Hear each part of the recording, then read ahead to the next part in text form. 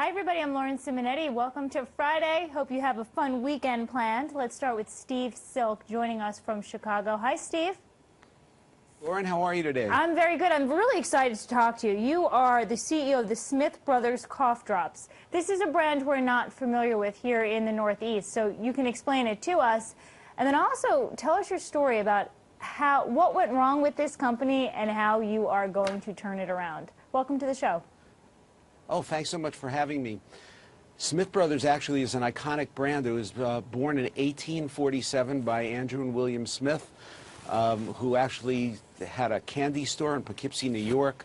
They eventually saw enough people struggling in the winters of the mid-1800s, developed the first cough drop in America, built the first cough drop factory in America, developed the first wild cherry cough drop in America. So that was the start, although that was an awfully long time ago. Yeah. The brand is older than Levi's, Heinz, Campbell's. So the brand is iconic. However, Lauren, in the last 20 years, under private ownership, the brand's basically been dormant, available only in dollar stores around the country. Yet, my private equity partners at York Capital, Zalmy Jacobs, had the vision to look at a bankrupt contract pack candy company and see the potential of rebuilding the brand and turning the company into an OTC health and wellness company, which is what we're doing. Okay, how big is the cough drop market or the cold remedy market? Well, cough drops, $500, $600 million. Okay. The whole cold flu category, more like about $3 billion. And what is it about Smith Brothers that makes your private equity company, that your capital, and you think that it could be turned around? Well, you know, the first time I thought about the busts of those two bearded, now very dead pharmacists, I thought they could be brought back to life. And I've done this before in my career, bringing old brands back to life. And if you look at the category around us, brands like Halls, Ricola, I think they're personality-less. And I think and frankly, there's very little innovation in the category.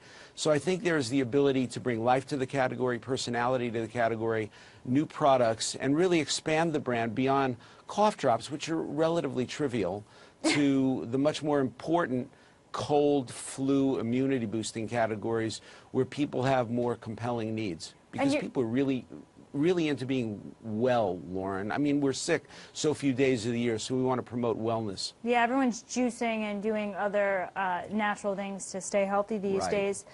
Steve, you're expected to triple profits, increasing 8 times in the next 3 to 4 years. This is what I'm reading. Oh, certainly I expect we should triple sales and grow profits 8 or 10 times. So tripling sales and then growing profits 8 times. Yeah, absolutely. Okay. This is not, I actually don't think it's a very hard thing because the brand's distribution is limited. The product array at the moment is narrowed to cough drops. We intend to broaden the product array through extensive product innovation, much of which is already done, which is being presented to the trade for next year at this very moment. Advertise it nationally. So innovation is not only about product, but in packaging, in flavor, in new categories, in advertising, and ultimately I think that distribution will ultimately dramatically grow the brand, yeah. And I'm reading here, Steve, that you've taken other century-old brands and turned them around. Jell-O, Hebrew National, the list goes on. Well, it is true. I mean, my first assignment out of Harvard Business School was the assistant brand manager on Jell-O Gelatin, a brand that had been declining 2% a year every year. It was being milked by what was then General Foods, now Kraft. We grew that brand 20% that year as a result of promoting a secondary usage idea, the idea of putting gelatin in cakes to make rainbow cakes, which were full of color and flavor.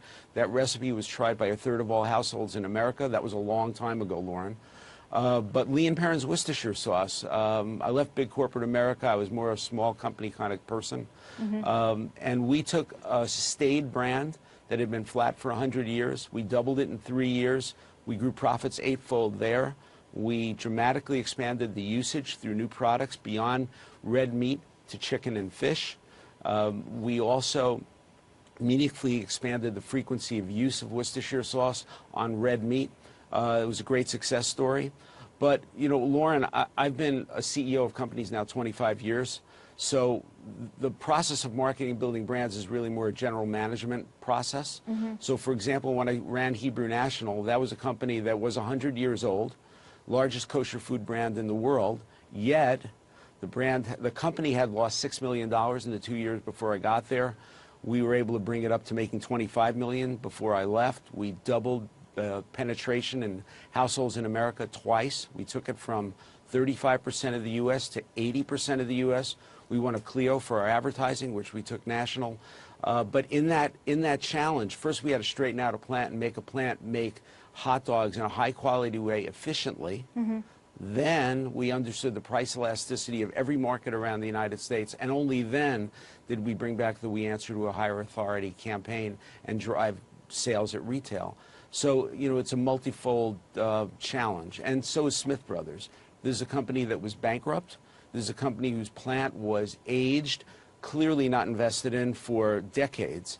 And we had to put millions of dollars in that plant to gut it, to bring it up to OTC health and wellness standards.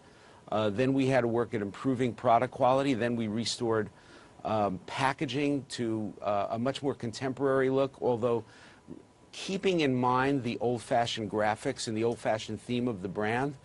We've done videos where we've now taken the brothers from two-dimensional characters, the familiar busted two figures, to three-dimensional characters with personality. And we are now working on national advertising for next year and have dramatically worked on new products that will expand the category. I find it amazing that you can grow your top line, sure, that's hard to do, especially these days, but increase your profits, increase your bottom line even more.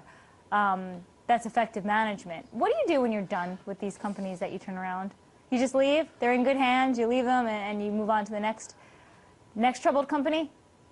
You know, Lauren, part of the reason I'm not a great large corporate person, even though I have run $1.5 billion company for ConAgra, is I don't have a great attention span.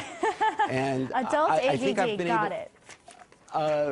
and I have two children who have some of it. So as a result, you know, I have about a 5-year attention span. Yeah. And that means you learn about the business, you develop a vision, you motivate people by the vision, you create as a result of the vision, you execute, you grow, and then you turn it over to strategic buyers who can bring other efficiencies and other levels of spending to the brand and take it to other places. Steve Silk, great to meet you. Thanks for joining us. Have a good weekend. Thanks so much, Lauren. Let's put that website up on the screen, and let me go to a chat from Isn't Anyone Listening, putting me in my place, saying, Lauren, what part of the Northeast are you from? Smith Brothers has been synonymous with cough drops forever. I haven't seen them, I'm sorry. But I like that you're paying attention and putting me in my place. Let's go to a break. We'll see you right after this.